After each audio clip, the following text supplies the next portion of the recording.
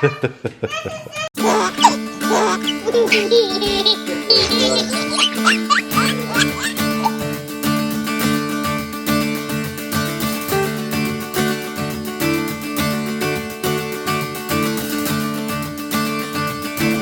do we have here, Lyndle? What do we have?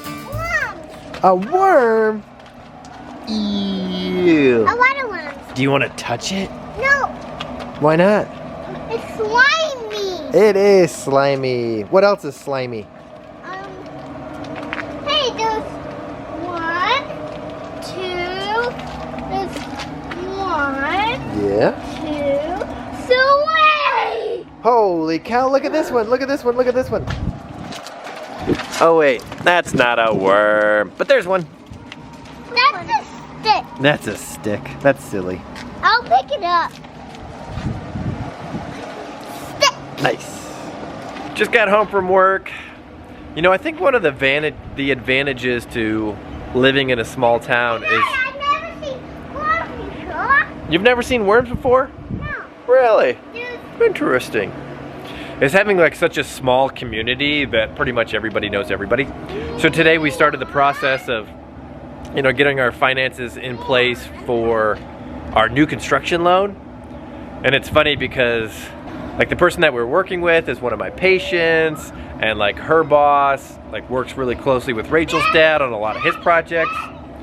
So I think that's just, you know, one of the big advantages is of living in a small town is, you know, everybody knows everybody.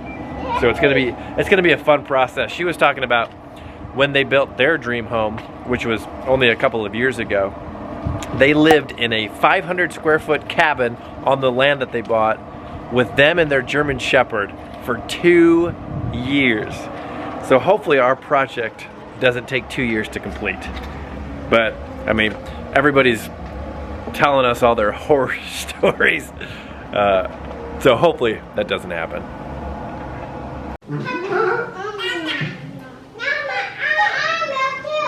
That's not a milk, honey, that's water. Well, that child's locked in work. What are you guys building? Oh, this is a true test of patience. Right here. Well, it is for 4 years old. Like this. Why not? You're just gonna have to push her down, I guess. I don't want to. Oh, okay. Well, I guess you'll just sit there. So this, I didn't realize Legos were, I mean, you might as well buy a piece of IKEA furniture. Because it's just a huge instruction manual with like pictures as step-by-step instructions on putting everything together. Yeah, that looks... I'm glad I took Wee Wee and we took a bath. Well, not we took a bath, she took a bath. Oh, I'm tired. It's really fun though. It's just like learning how to step-by-step go through instructions and without like randomly picking up a piece and saying, where does this one go? Uh-huh. I have to remind them that, hey, we're going through this systematically and it's asking us to look for pieces that look like this next. This is my nightmare. I have to find a new OB. Yes, you do. Gee, dang it. When's he moving? April 1st. Moving to Wyoming, April 1st. Yes. Good for him. I'm happy for him.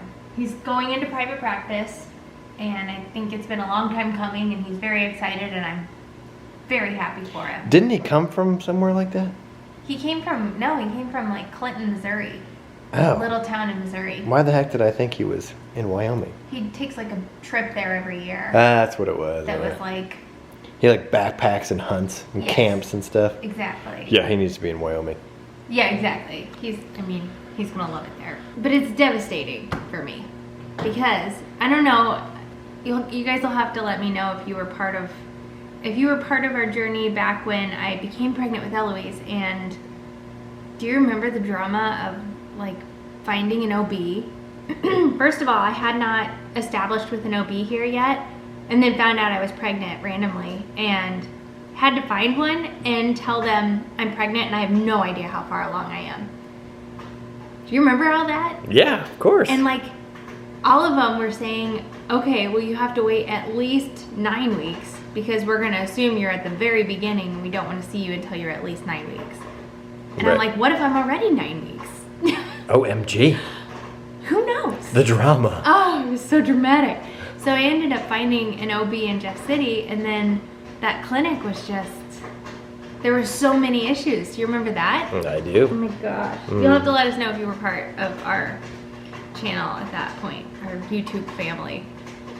And so then I found an OB that I loved, and it was the first time I've ever had a male OB, so I was really apprehensive, and loved Dr. Holt. And now he's moving away. So And if you're that- in Wyoming, look him up. Yeah, look him up. You won't be disappointed. So I have to find a new OB, and I don't know. We're not sure about our timing on like when we're going to be transferring embryos, but I feel like I should get established with one now, so that at least I'm familiar with my doctor by the time. That didn't sound like, that popcorn didn't sound like it was popping very long, did it? No, That's not good. that is not good. Ah, this is the worst day ever. You guys are gonna be so relieved to know that the popcorn is fine. Thank God. Whew. I look tired. Are you? I have like dark circles under my eyes. Wake up early this morning to work out. I did wake up early to work out. I'm really glad I did. I'm gonna do it again tomorrow. But I'm gonna go to bed earlier tonight. I meal prepped all day. Let me show you guys. I'm so excited. So I'm really glad I'm doing this because number one, it's just such a huge time saver to meal prep, even if you aren't living in an RV, because all the times you make a meal and wash dishes, you save all of the time that you spend washing the dishes.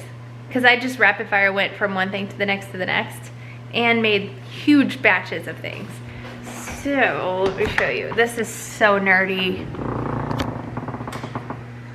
This is so nerdy. Okay, here's our beautiful deep freezer. I'm impressed with how inexpensive they are, and ours has a light. Look at that. Like, that's already up to here. And I have roasted potatoes and carrots, tons of chili. This is a, what is that? Crock pot roast. I have like vegetable soup, seasoned taco meat, seasoned chicken. I have bananas, all kinds of good stuff that's going to be really easy to just take out and throw into the crock pot. I'm going to do another couple rounds of that hopefully before we move. And I plan on, we talked about like, should we even do this? And is it going to be hard to move a freezer that's totally full of food? However, like if I don't do it now and stock this freezer, when will I do it? I don't know. I don't You know know what either. I'm actually excited about? What? Cooking HelloFresh in an RV. Absolutely. I was just thinking about that tonight. Really? Yes. So this is going to be, like these dinners are hopefully going to be very minimal dishes, because that is one thing I was thinking about.